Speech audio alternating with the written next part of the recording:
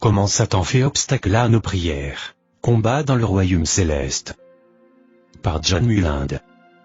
Je veux vous parler, à partir d'un témoignage de quelqu'un qui a été sauvé, quelqu'un qui a été au service du diable. Et quand cet homme a donné son témoignage, ça m'a fait un tel choc. Je ne voulais pas y croire. J'ai dû me tenir 10 jours devant le Seigneur, dans le jeûne, en lui demandant, « Seigneur, est-ce vrai ?» Et c'est à ce moment que le Seigneur a commencé à m'enseigner sur ce qui se passe dans le domaine spirituel, quand nous prions. À sa naissance, cet homme a été consacré à Lucifer par ses parents. Quand il était encore dans le ventre de sa mère, ils ont fait beaucoup de rituels pour le dédier au service de Lucifer. À l'âge de 4 ans, il a commencé à exercer son pouvoir spirituel. Et ses parents ont commencé à avoir peur de lui. Quand il a eu 6 ans, son père l'a confié à des sorcières pour qu'il soit formé. Et en 10 ans, il a fait de grandes choses dans le royaume du diable. Il était craint des sorcières courantes. Bien qu'il soit encore un jeune garçon, il était déjà terrible dans les choses qu'il faisait. En grandissant, il est devenu un jeune homme d'une 20aine d'années avec tellement de sang sur les mains. Il tuait à volonté. Il avait la capacité de sortir de son corps, par la méditation transcendantale. Il pouvait parfois se mettre en lévitation, son corps décollé du sol, suspendu en l'air et, parfois, il pouvait entrer en transe et sortir de son corps restait sur place, pendant qu'il allait dans le monde. C'est ce qu'on appelle un voyage astral. Et ce gars-là a été utilisé, par Satan pour détruire tellement d'églises, pour faire tomber tellement d'églises et pour détruire tant de pasteurs. Un jour, il fut affecté à détruire une église qui était fervente dans la prière. Il y avait beaucoup de divisions dans cette église et beaucoup de confusion. Et il a commencé à travailler sur cette église. Mais à cette époque, le pasteur a appelé toute l'église pour un jeûne. Aussitôt que l'église a commencé à jeûner, il y a eu beaucoup de repentance et de beaucoup de réconciliation. Puis les gens se sont réunis et ont commencé à prier pour que le Seigneur travaille parmi eux. Ils ont continué à intercéder et à crier à Dieu, pour qu'il ait pitié d'eux et qu'il intervienne dans leur vie. Et pendant que les jours s'écoulaient, cet homme venait encore et encore avec des esprits démoniaques contre cette église. Mais une parole prophétique leur fut adressée disant aux chrétiens de se lever et de mener la guerre, contre les puissances des ténèbres, qui attaquaient l'église. Alors un jour, cet homme laissa son corps dans sa chambre, et partit pour un voyage astral. Il dirigea une puissante armée d'esprits démoniaques contre cette église. Maintenant, c'est son témoignage. Son esprit se déplaçait dans les airs sur l'église et ils essayaient d'attaquer, mais il y avait une couverture de lumière sur l'église. Puis, soudain, il y eut une armée d'anges qui les ont attaqués et ils se sont battus dans les airs, et tous les démons ont dû fuir, mais il a été fait prisonnier par les anges. Oui, arrêté par les anges. Il a été arrêté par 6 anges. Et ils l'ont emmené, à travers le toit, juste devant l'autel de l'église. Il était là, et les gens priaient. Ils étaient dans une profonde prière, dans un combat spirituel, liant, et brisant, et chassant les démons. Le pasteur était sur la plateforme et dirigeait la prière et la guerre. Le Saint-Esprit parla au pasteur. Le joug a été rompu et la victime est là, devant vous. Aidez-le à travers la délivrance. Quand le pasteur a ouvert les yeux, il a vu ce jeune homme effondré, son corps était avec lui. Il était dans son corps. Le jeune homme a dit qu'il ne savait pas comment son corps l'avait rejoint. Il l'avait laissé chez lui. Mais il était là, dans son corps, il ne savait pas comment il était entré, sauf que de l'ange l'avait porté à travers le toit.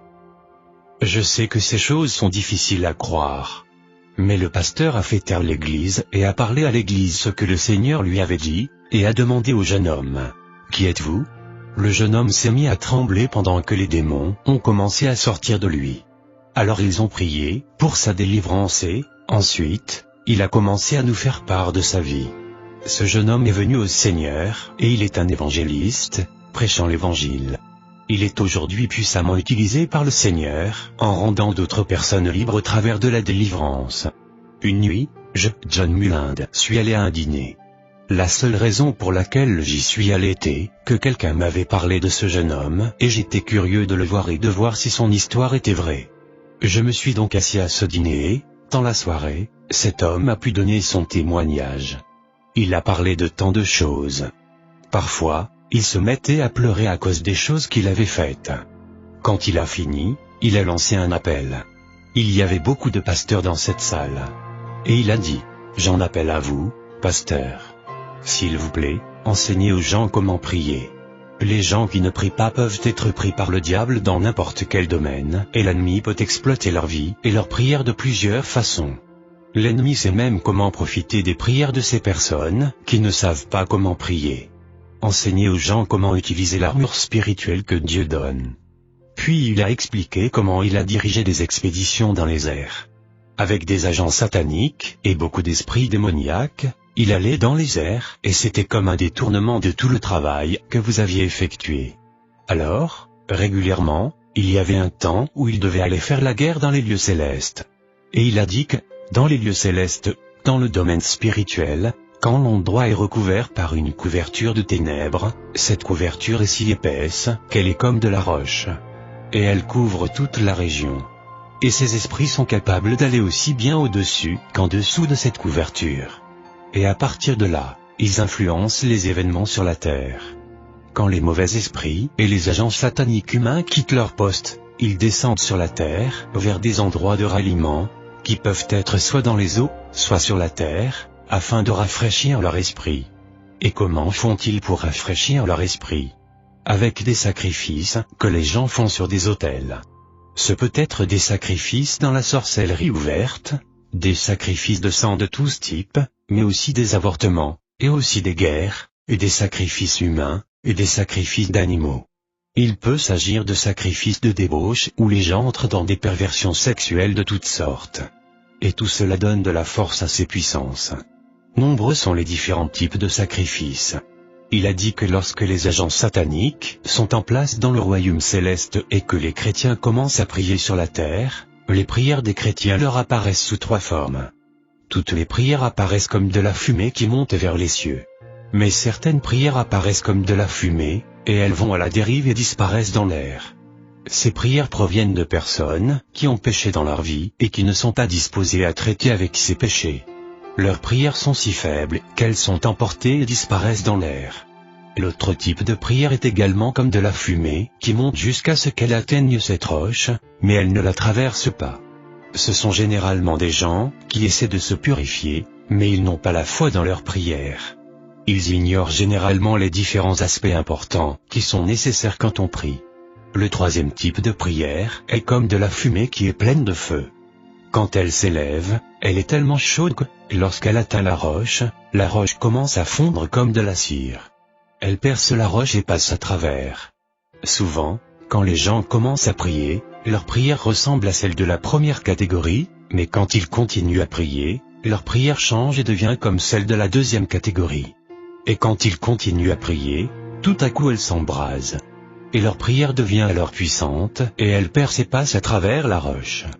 Souvent, les agents maléfiques remarquent que les prières sont en train de muter et sont prêtes d'arriver à l'état d'embrasement. Alors ils communiquent avec d'autres esprits sur la terre et leur disent « Distrayez cette personne de sa prière. Faites-les arrêter de prier. Faites-les sortir de là. » Très souvent, les chrétiens cèdent à ces distractions. Alors qu'ils sont en train de percer, de se repentir, de permettre à la parole de sonder leur esprit et à leur foi d'être consolidée, alors que leur prière est de plus en plus focalisée, le diable voit que leur prière gagne en force et les distractions commencent. Des téléphones sonnent. Parfois, nous-mêmes, au milieu d'une prière très intense, le téléphone sonne et nous pensons que nous pouvons répondre au téléphone, puis revenir et continuer à prier. Mais lorsqu'on revient, on revient au tout début. Et c'est ce que le diable veut. D'autres types de distractions peuvent venir à votre rencontre, même si cela signifie de toucher votre corps et de mettre une douleur quelque part. Même si cela signifie d'avoir faim et vous voulez aller à la cuisine pour manger quelque chose. Dès qu'ils arrivent à vous sortir de votre position, ils vous ont vaincu. Il faut dire au pasteur, enseignez les gens, qu'ils prennent un temps à part. Pas pour juste une sorte de prière occasionnelle. Ils peuvent faire ce qu'ils ont à faire le reste de la journée. Une fois dans une journée, ils devraient avoir un moment où ils se concentrent de tout leur cœur sur Dieu et que rien ne vienne les distraire. Et quand les gens persistent dans ce genre de prière, s'ils se laissent inspirer par l'esprit et continuent, quelque chose se passe dans l'esprit.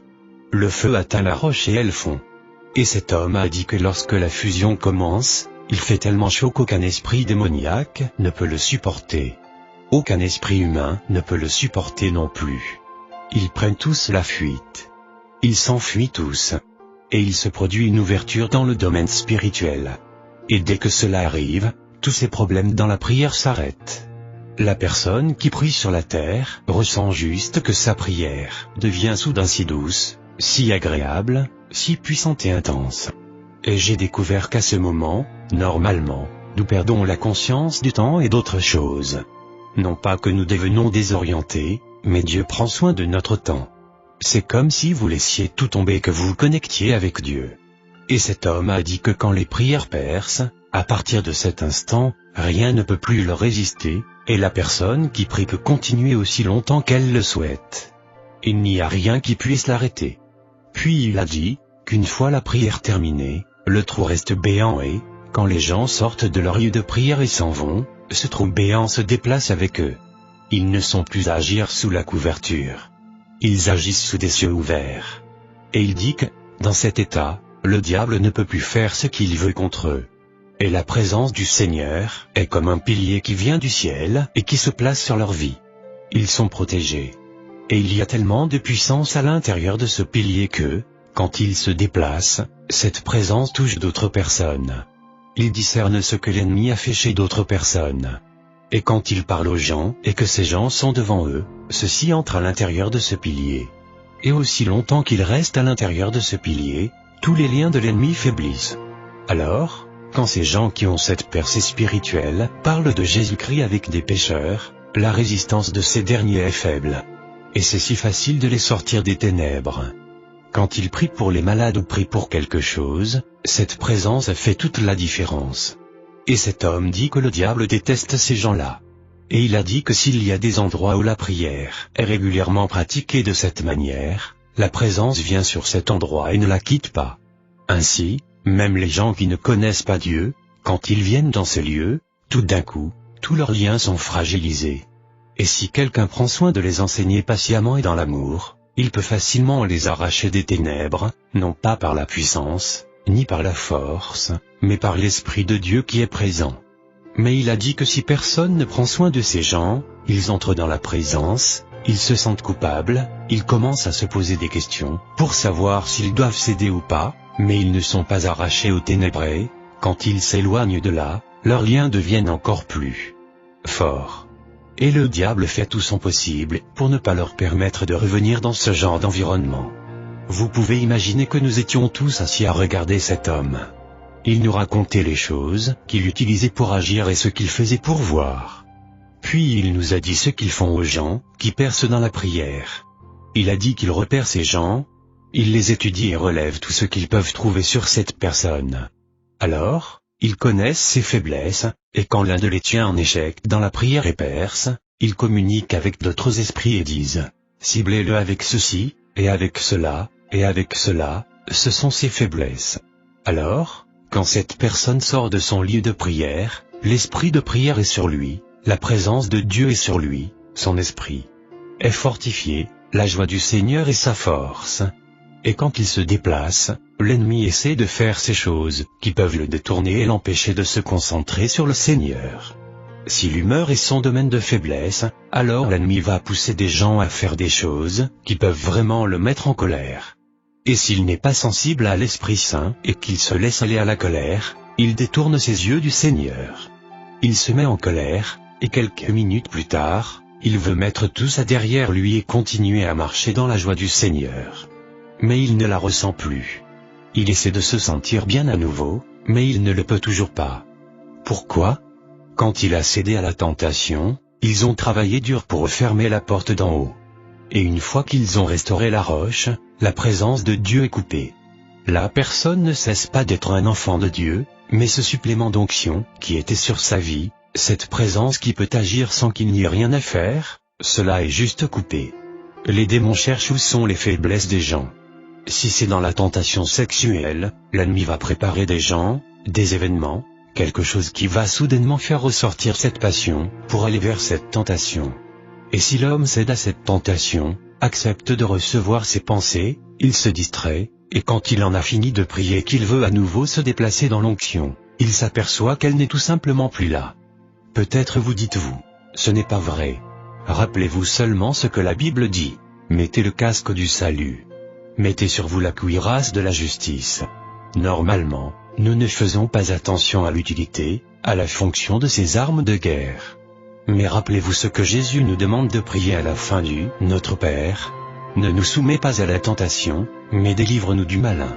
Chaque fois que vous avez une percée dans la prière, quand vous arrivez à la fin, n'oubliez pas que vous n'êtes encore qu'un humain, faible.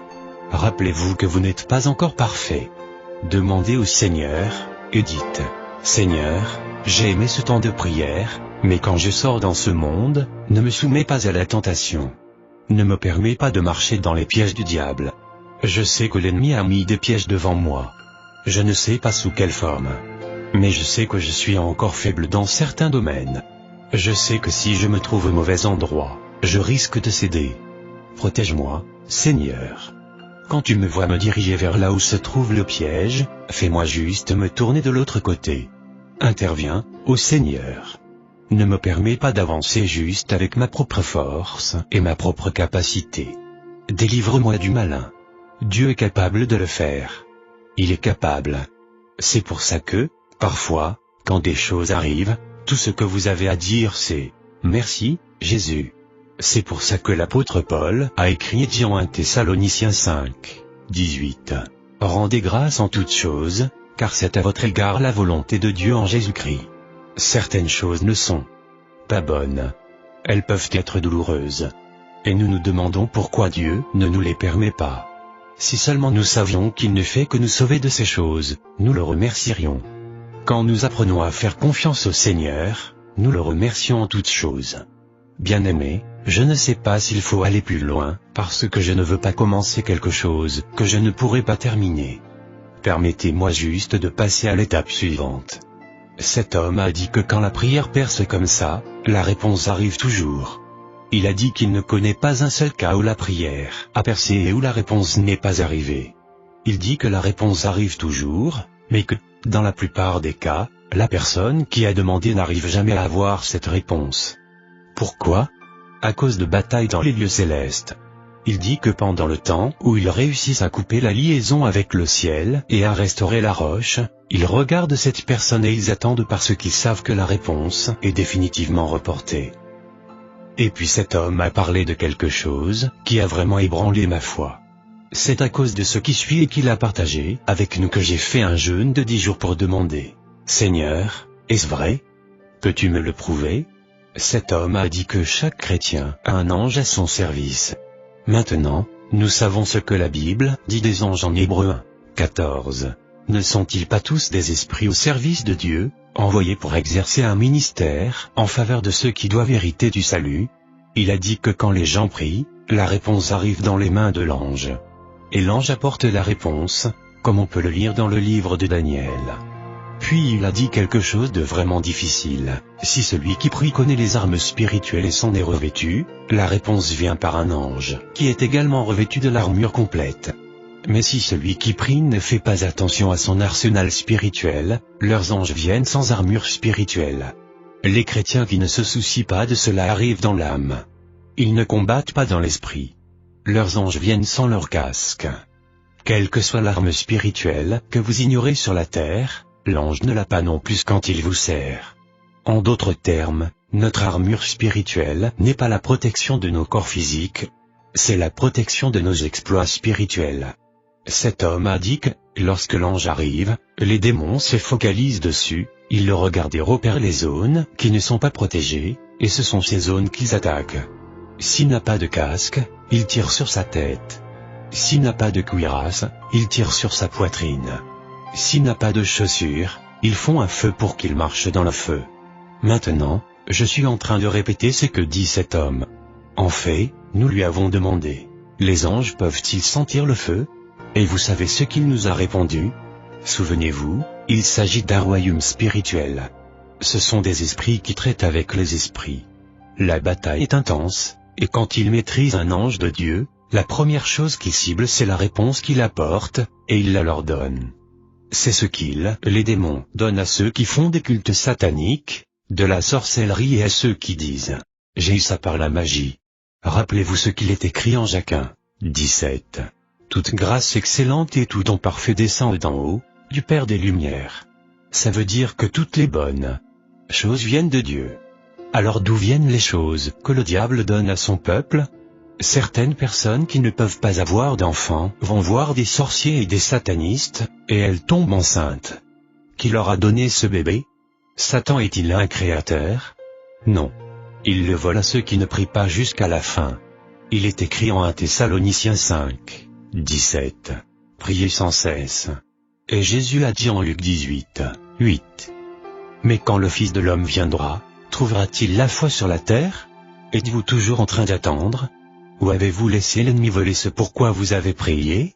Alors, cet homme a dit qu'il ne se contente pas de voler simplement la réponse. Ils sont également intéressés à faire l'ange prisonnier. Ils commencent à se battre contre lui. Et il a dit que, parfois, ils réussissent à le retenir et à le lier. Et quand cela se produit, le chrétien devient leur victime sur terre. Ils peuvent faire n'importe quoi avec lui parce qu'il ne bénéficie plus de la protection spirituelle de l'ange.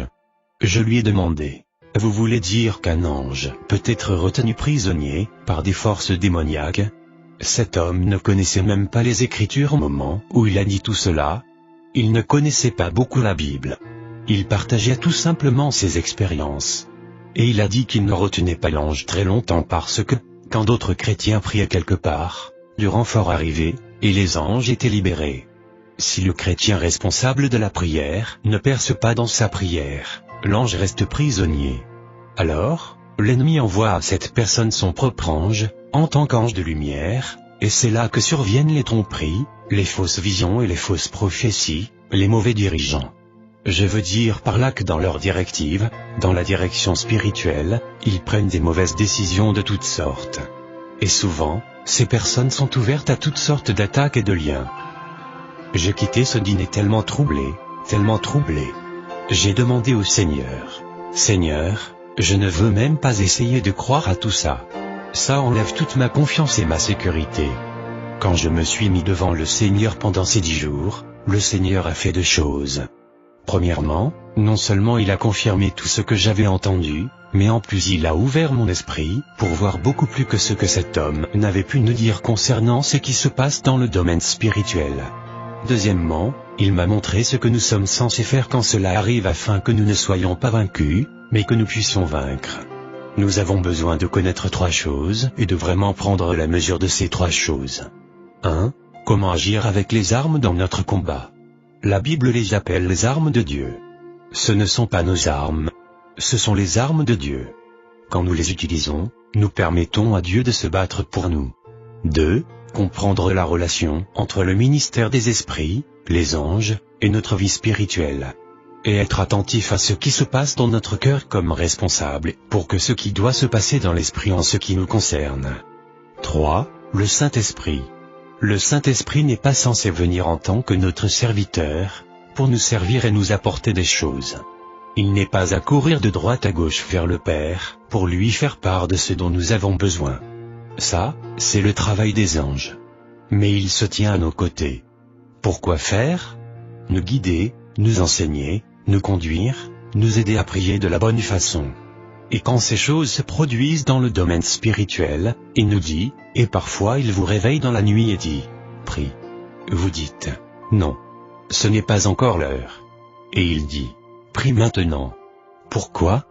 Parce qu'il voit ce qui se passe dans l'esprit. Quelquefois il dit, « Demain, tu jeûnes ».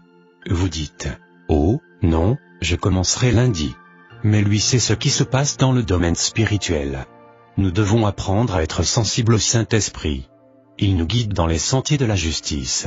Bien-aimés, nous devons nous arrêter ici.